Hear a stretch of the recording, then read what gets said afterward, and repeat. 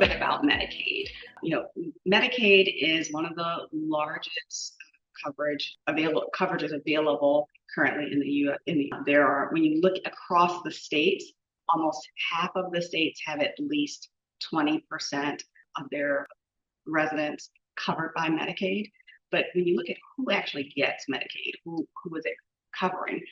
It's predominantly covering our aged population and our children. When you look at 39% of the Medicaid beneficiaries are children, or 39% of children are covered by Medicaid. 63% of our population that's in nursing homes are covered by Medicaid, because generally Medicaid is one of the only coverages that provides that long-term care coverage as well.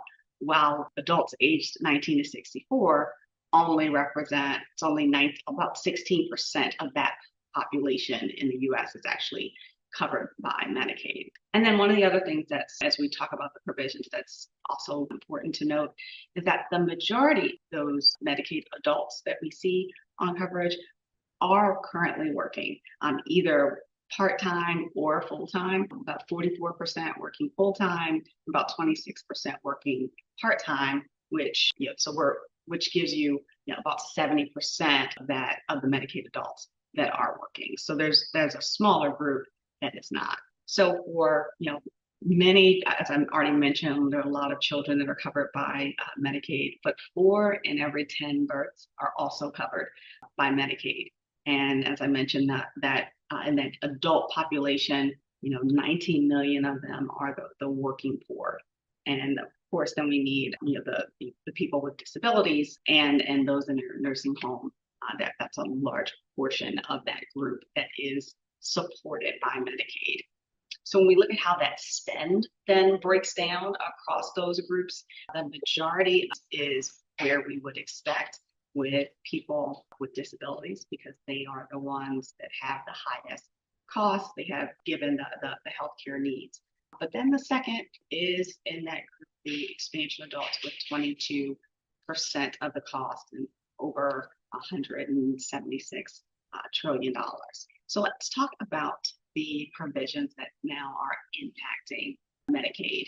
And one of the things you'll notice as we go through these provisions is that the largest impact by far is on the expansion population. That is the group that is targeted by the majority of the healthcare provisions. So the first provision is eliminating that temporary incentive for states that newly adopt expansion, because they don't want to encourage more states to expand. And that is effective in January.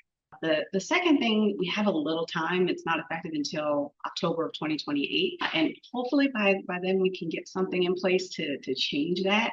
But for the cost sharing, this is requiring states to implement a cost share, like a copay in place for Medicaid expansion adults.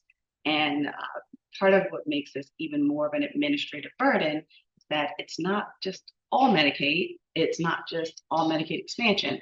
It's only the expansion adults that have income over 100% of FPL, which means currently, when you're looking like on your eligibility verification, there's nothing that tells our patient access folks that what the FPL is for a patient to know. There's nothing on the card today that tells you that, or that gives whether or not there's going to be this copay in place. So there's a lot that the state would have to do to be able to provide that information that providers can use for that, and in the way that they're tracking it. And then on the provider side, now you have a group of people that typically weren't even in kind of that collection workflow that you have to call out separately to be able to make sure we're doing that effective follow-up. So that's something that hopefully, because you're looking at a population generally that does not have it to give, so they're not a very high collectible, balance, and so rather than having to just write off whatever the small piece is going to be, and the administrative burden of showing that you made that effort, hopefully we can get that changed before it has to get in. The next provision is on the federal match, and this, at least when the final bill came out, was a bit of a win, because the original discussion about the federal match was to reduce it for all Medicaid expansion.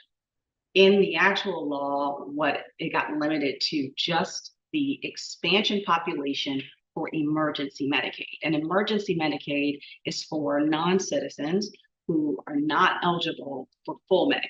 So they only get coverage for emergency services. And so it's something that where there's like concern where it will impact, their ability to live.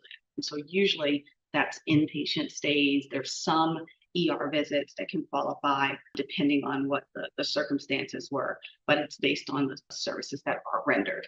In those situations now, for that particular non-citizen population, they're eliminating the federal match, which means that's all going to be on the state to provide that reimbursement. And so we do expect to see a reduction in reimbursement for that group as a result.